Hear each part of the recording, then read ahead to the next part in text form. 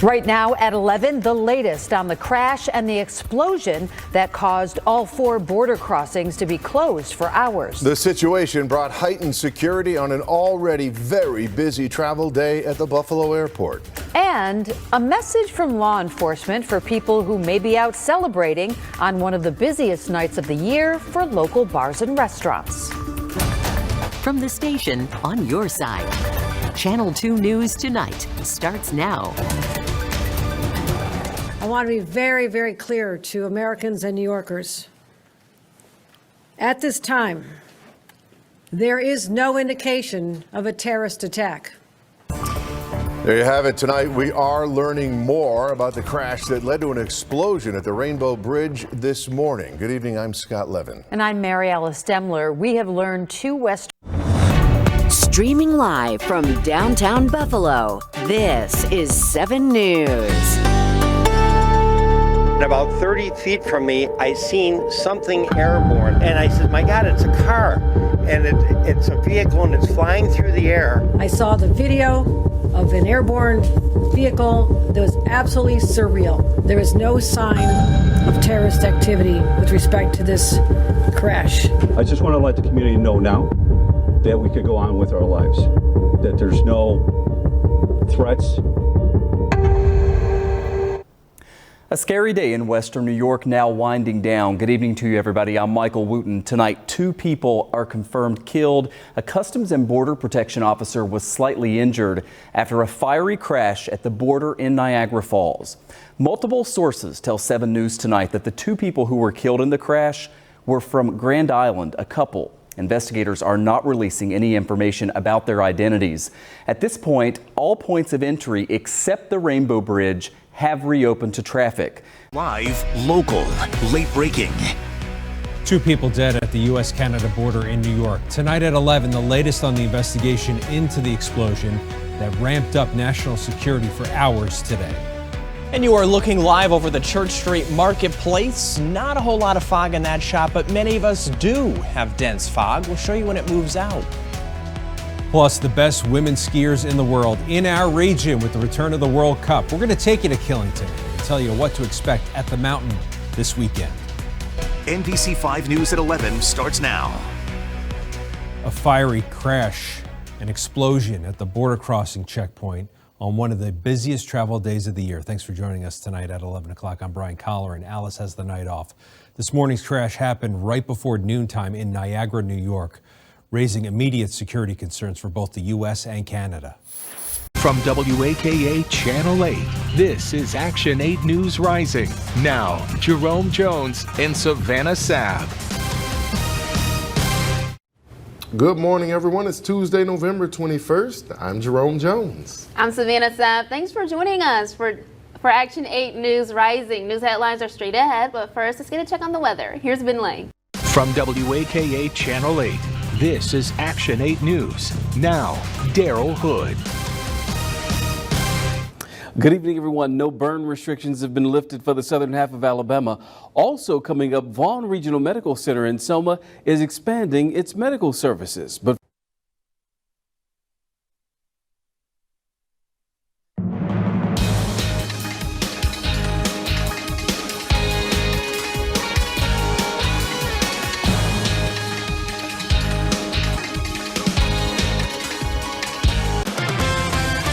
Live, local, now.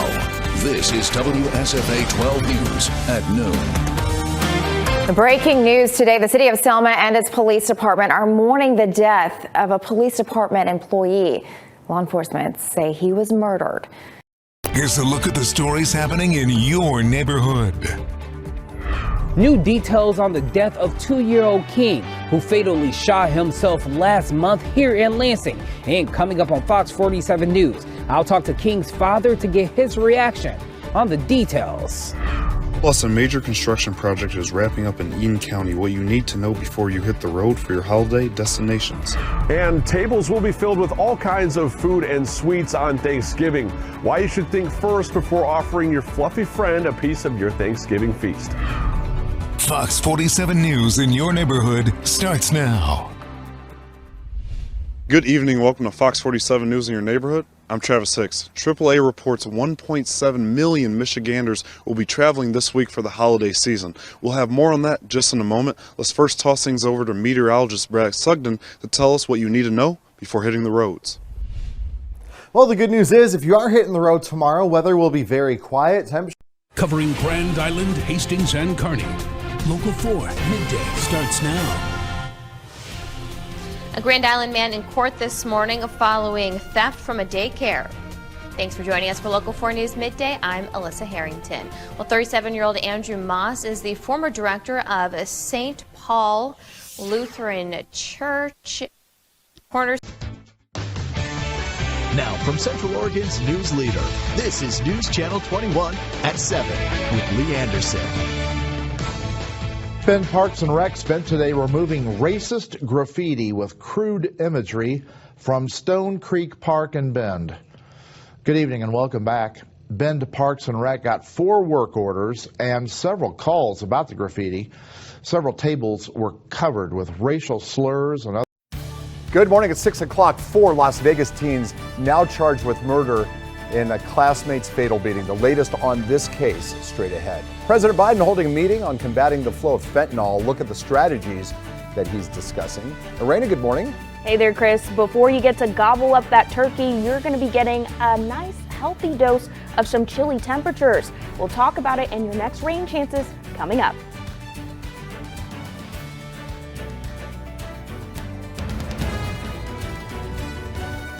This is News 4 Today.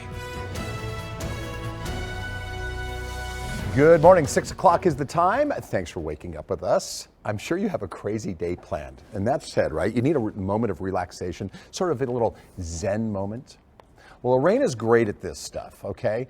Because she shows us the most calming photos.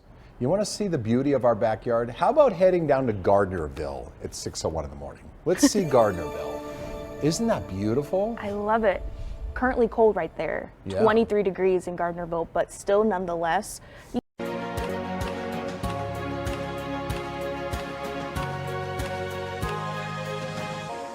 Good afternoon. I'm Gwendolyn Morton, and this is Live at 5 on WBON TV9, where every local story starts here. A few of our top headlines for this Friday, a tragic update to a story we've been following this week here on Channel 9. Students who don't have a right to vote tomorrow, you may be in luck. Local organizations are helping get voters to the polls. In New York, former President Donald Trump appeared in court to give his testimony, what he said and what would mean for the civil fraud trial. Careful what you eat. This chicken nugget manufacturer is having a recall, and you could have their product in your fridge right now. And for all pickles and ketchup combination fans, Heinz is releasing a new flavor early next year. All these stories and more as TV2 News starts right now.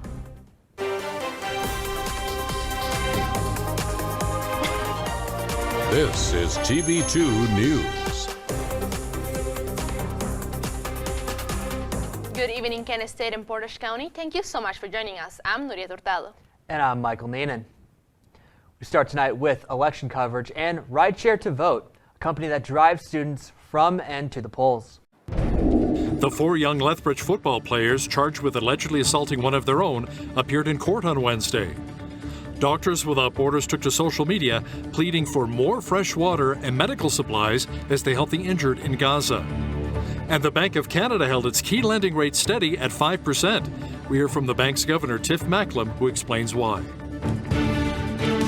Your nation, your province,